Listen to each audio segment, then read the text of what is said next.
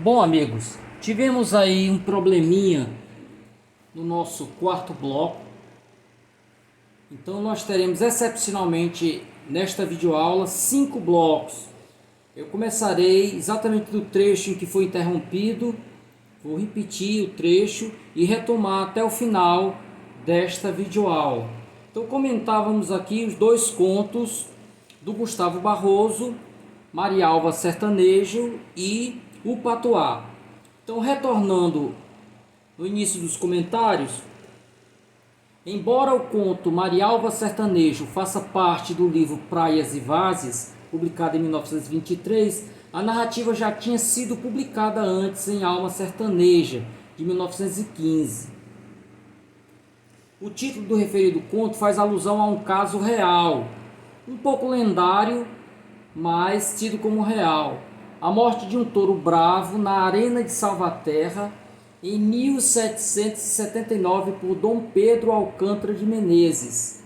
Este Dom Pedro Alcântara de Menezes recebera o título de Marquês de Marialva. Já havia ocorrido a entrega desse título a 3 pessoas antes dele, então ele passa a ser o quarto Marquês de Marialva. E por que ele matou esse touro?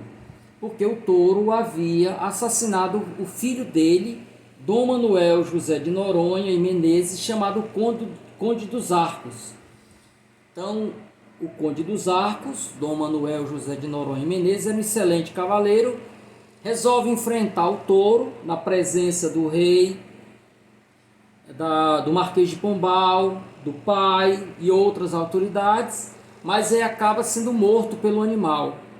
E aí o pai, desesperado, entra na arena, mesmo contra a ordem do rei Dom José I, ele entra e mata o animal. E por conta desse incidente, Dom José I proibiu a corrida de touros em Salvaterra, que só retornaram após a morte do soberano. Então vocês veem aí na ilustração o Marquês de Marialva matando o animal e um pouco mais à frente o corpo do filho estendido lá, já sem vida, né? Então Marialva seria atualizado na figura lá do fazendeiro que resolveu enfrentar o azulão. Então essa transposição da história antiga passada na Europa para o sertão nordestino mostra duas facetas da obra de Gustavo Barroso, entre tantas que poderíamos apontar. Uma era a erudição, era realmente uma pessoa que lia muito, que tinha um vasto conhecimento, e segundo, o regionalismo, o olhar sertanejo olhando para o mundo. Então ele pensa a história lendária ou semilendária no universo sertanejo. A propósito, esse tema do conto é bastante comum na literatura popular, que é o tema dos barbatões.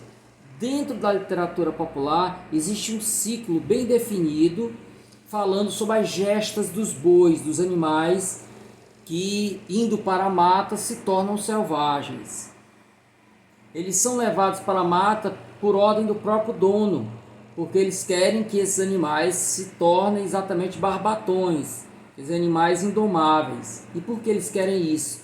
Para que depois hajam os torneios em que os vaqueiros são desafiados a apanhar o touro bravo, né? O mais famoso, ou pelo menos um dos mais famosos desses barbatões, foi o Rabicho da Geralda. Geralda era proprietária de um touro e deu a ele o nome de Rabicho. Então o Rabicho, de propriedade da Geralda, é mencionado inclusive no romance O Sertanejo, de José de Alencar.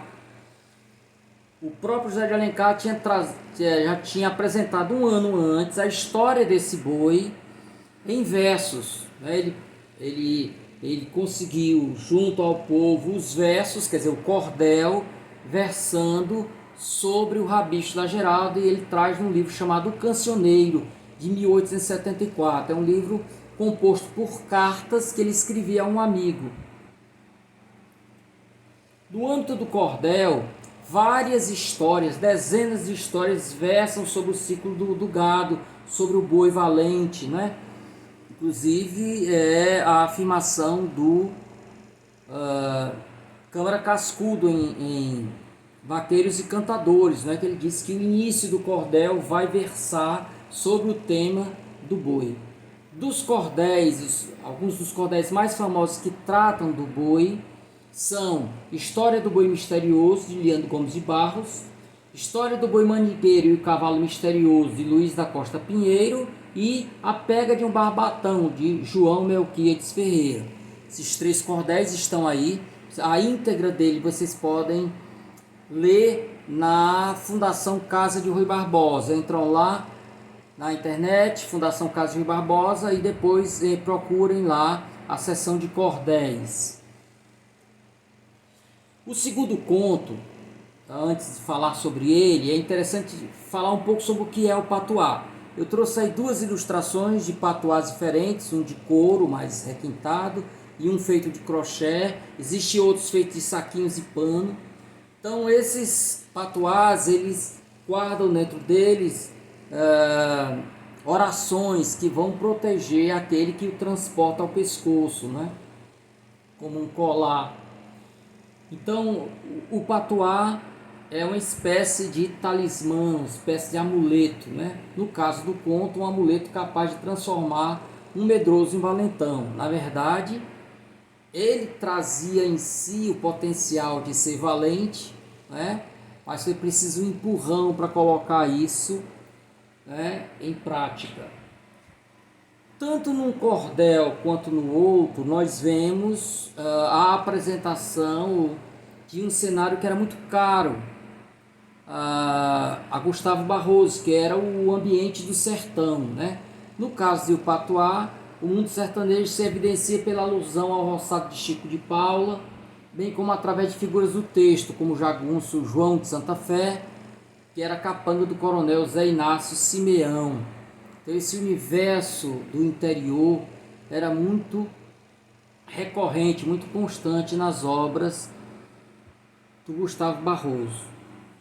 Todavia, a despeito do cenário marcadamente rural, a estrutura profunda das 2 narrativas se estendem para além do mundo sertanejo, discutindo questões humanas e, portanto, universais.